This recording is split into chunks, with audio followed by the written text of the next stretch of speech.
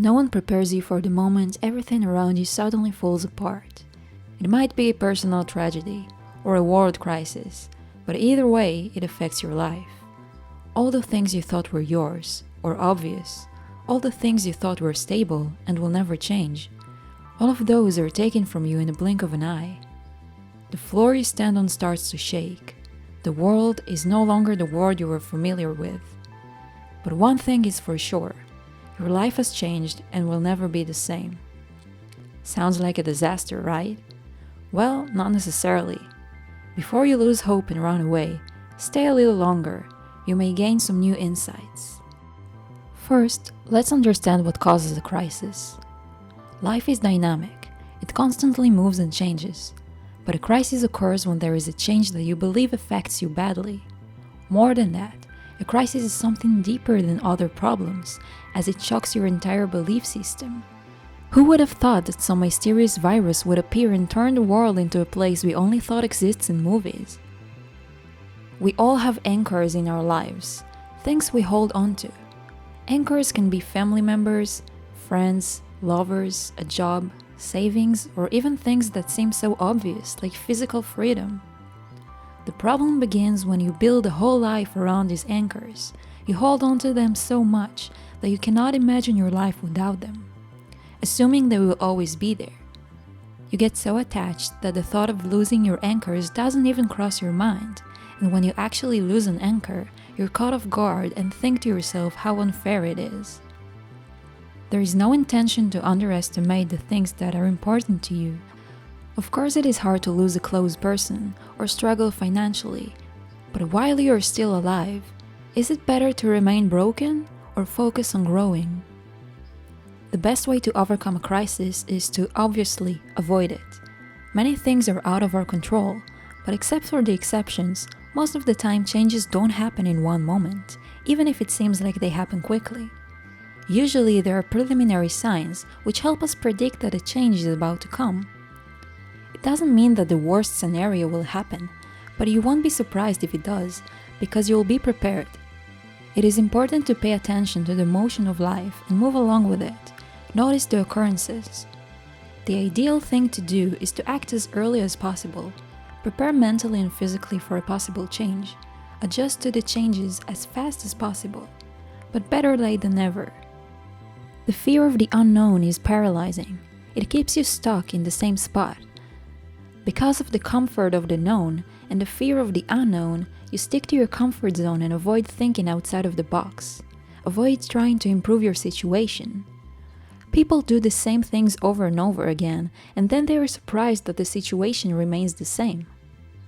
Sometimes the things you do work for a long period of time, like a job that seems secure, and there is no way there will not be a demand for this job or that you will ever lose your position. However, it is possible that what used to work in the past, even for a long time, will just not work anymore. It is possible and even reasonable that whatever seems so secure, protected from changes, will suddenly not be secure anymore or will change in some way. Thinking in new directions will help you get ready for a possible change and have other options in your hand. It doesn't mean you need to live your life with a constant fear that something will happen, but just be aware of small changes and get ready for action. By doing that, you can prevent many events from becoming a crisis, as crisis is subjective. You have already prepared, so it is not a crisis for you, but just a change. For example, instead of relying on a single source of income, you can find different sources, so in case one of them is shut down, you will still have the others. Another example is to constantly enrich your inner world. Could be with various interests, or finding meaning in the smallest things, or anything else. So no matter what happens, your inner world is so rich that you don't need to rely on anything external. Again, it doesn't mean you shouldn't form meaningful relationship with other people, but don't forget to invest in your relationship with yourself, the one that will always be there, no matter what. Nonetheless, you cannot be prepared for any possible scenario. Life is unexpected, and a crisis you weren't ready for might happen to you. There are different kinds of initial reactions: denial, shock, panic, depression. Why did this happen to me? What do I do now? These are natural reactions, and there is nothing wrong with them, as long as you don't stay too long with these feelings, but learn to accept the reality, recover, and take action. As much as things seem bad, there are always advantages and opportunities, even if hidden. The way to really overcome a crisis is to make the most of what is available. The universe shuffles your deck of cards, but you have the control to choose what to do with them. Some things are out of our control. Others are only sometimes in our control, and sometimes the control is taken away from us.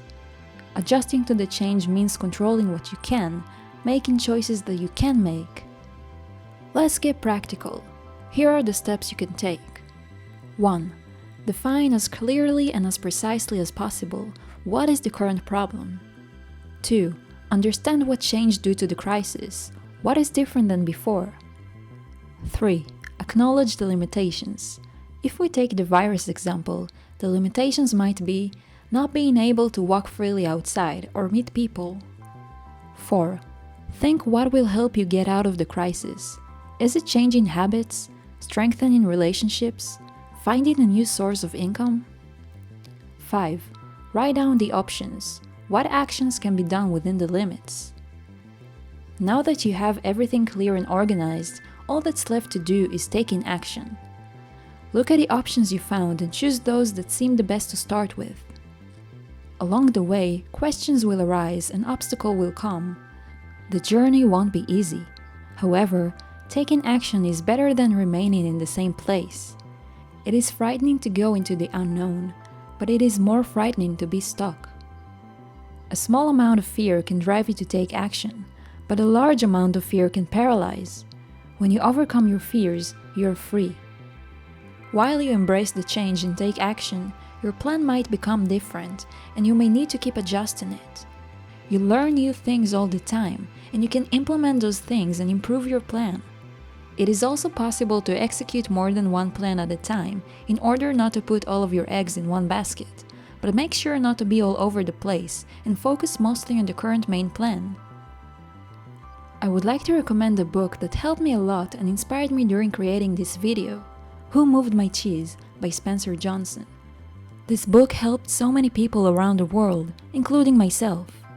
I read it for the second time recently, and it's still very relevant. I put a link in the description box so you can take a look. Feel free to share your thoughts in the comment section and subscribe to the channel for more content like this. See you next time!